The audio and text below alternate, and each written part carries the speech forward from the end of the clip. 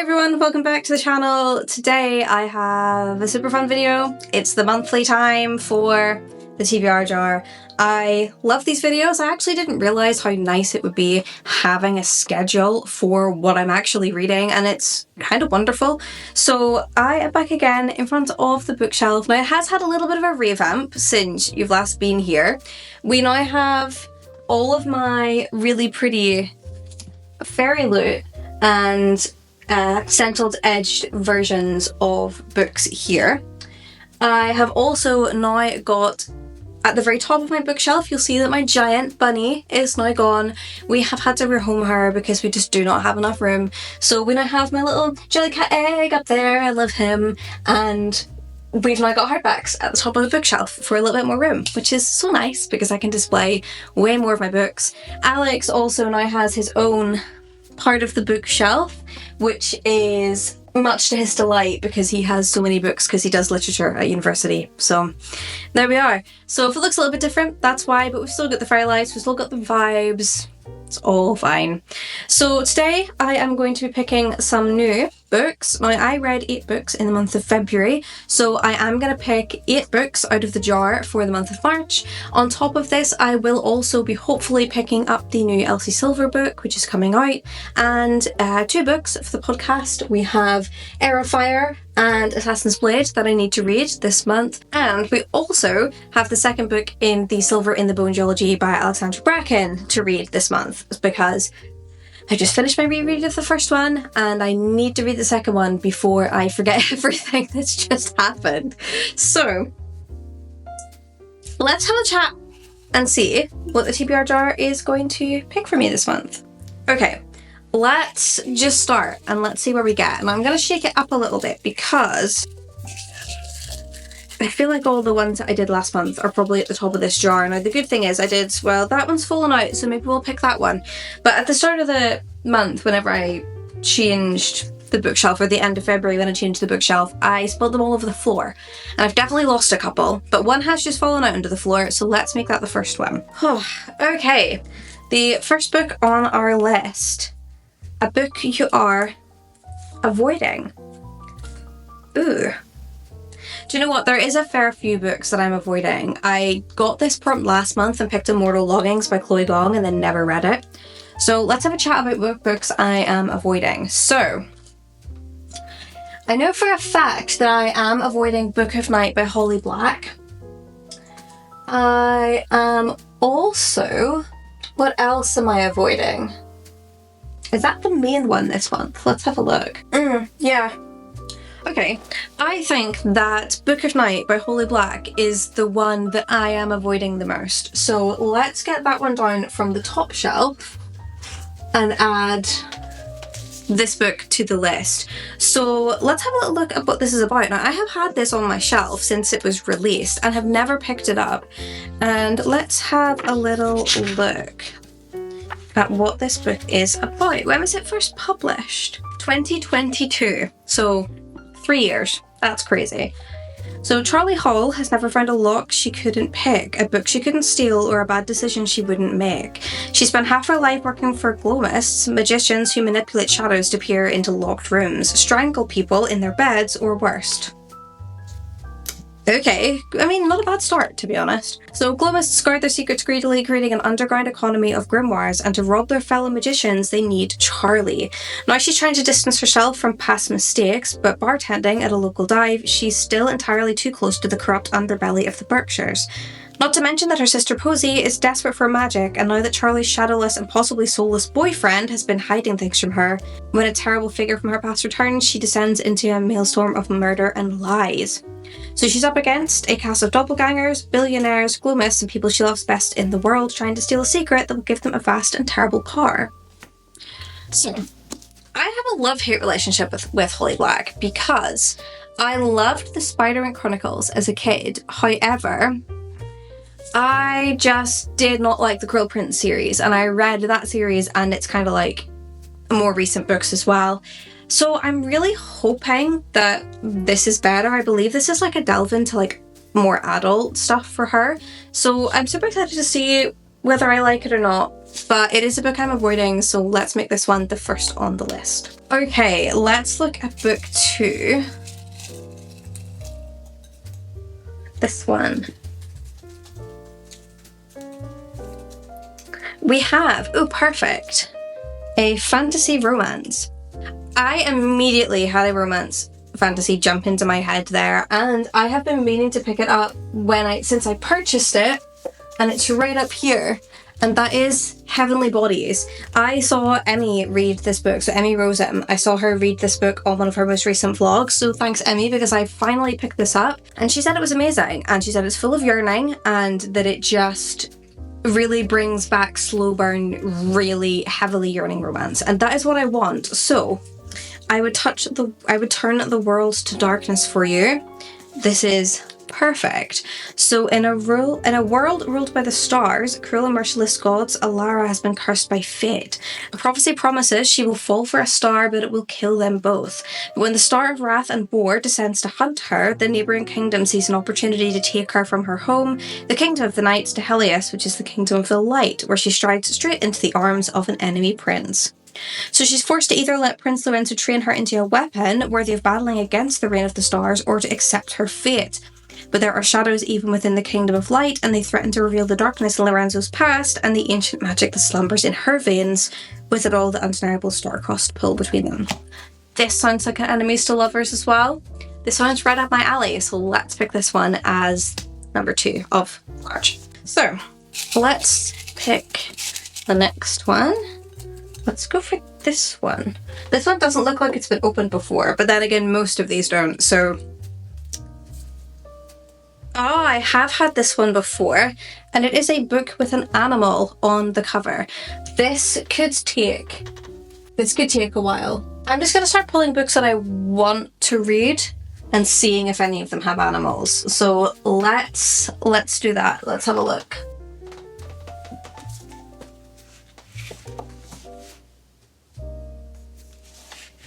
This is a lot harder than I thought it was going to be. I'm going to have to go into the paperbacks now, so let's have a wee look and see what I can find. Okay, so I have found a couple. Oh, I've dropped one. Anyway, so I found a couple. So now it's not technically an animal, but I class a dragon as an animal because as a fantasy reader, a dragon's an animal, alright? Deal with it. So we have the Baby Dragon Cafe. It has been on my list for a while. We also have Butcher and Blackbird, because there are birds on this cover, and I have wanted to read this and pick this up for a while. They're Vicious Games, because it's been on my TBR for a while. The same with Warrior of the Wild, and also Forging Silver into Stars, because I believe those are animals. They look like animals. They're probably not animals, but it's fine. Do you know what? Like, the two I'm really torn between are Butcher and Blackbird and the Baby Dragon Cafe. So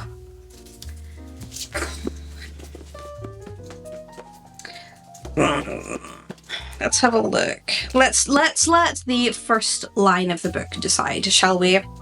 So the first line in Butcher and Blackbird. Being a serial killer who kills serial killers is a great hobby until you find yourself locked in a cage.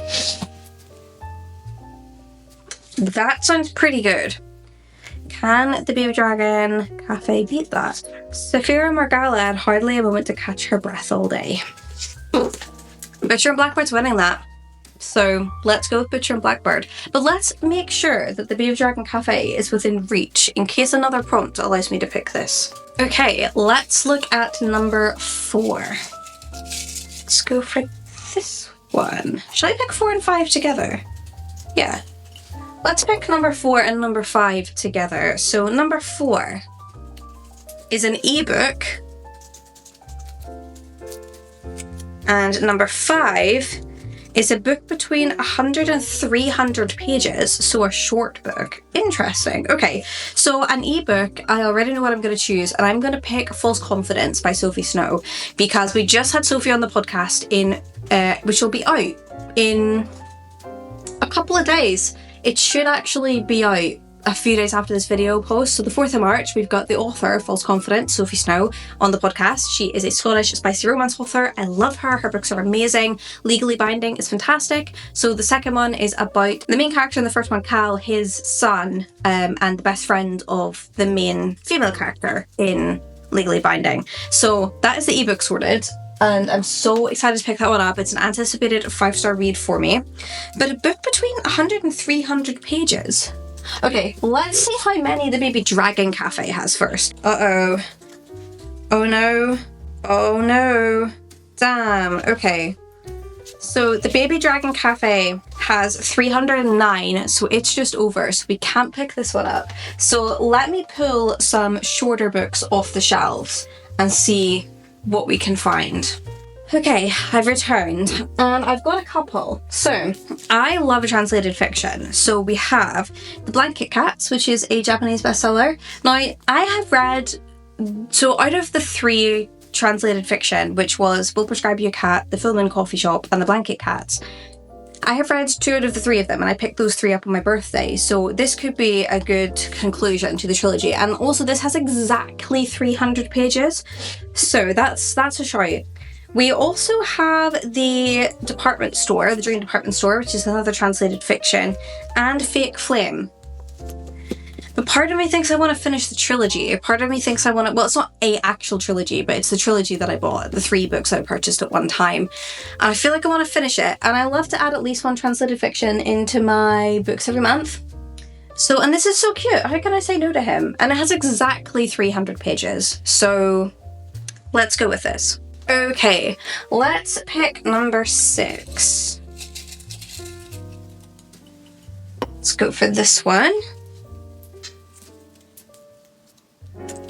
Start a new series. Ooh. Okay. Should we do it? Should we finally do this?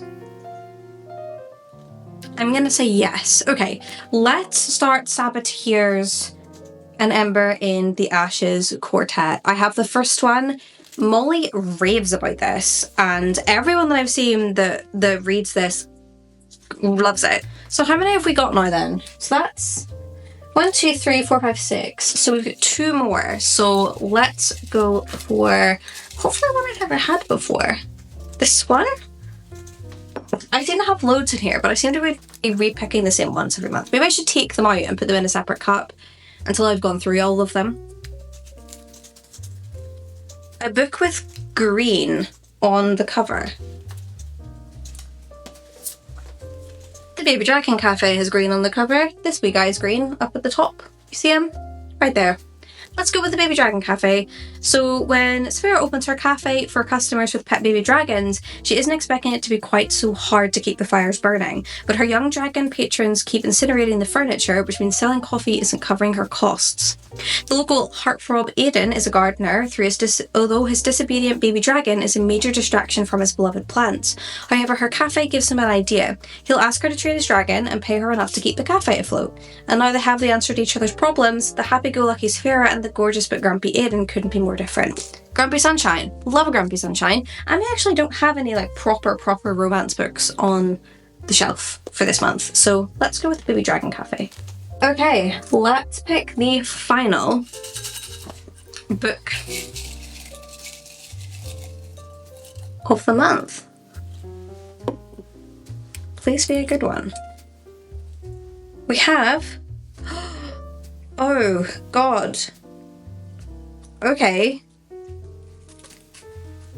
Podcast Besties recommend. Alright, we're gonna have to send a message. Should we pick a couple of books for them to choose between? I feel like that's a really good idea. Okay, let's take a picture of these. Let's put all of these in my group chat. Also, how beautiful are these covers, by the way? This one is First Time Caller, but this one, I got my Fairylit subscription this month for the first time. And how beautiful is this? This is the Fairylit February book. Beautiful, stunning. Let's go take a picture and send it to the guys, and I'll be back when they've made their choices. So let's get 2. Let's get one from each of them. Okay, it has been like 15-20 minutes. and the options that I gave the girls were The Rose Bargain by Sacha Peyton Smith, First Time Caller by B.K. Borson, Forging Silver in Stars by Bridget Kemmer. I can't see it, there's a sticker over the picture.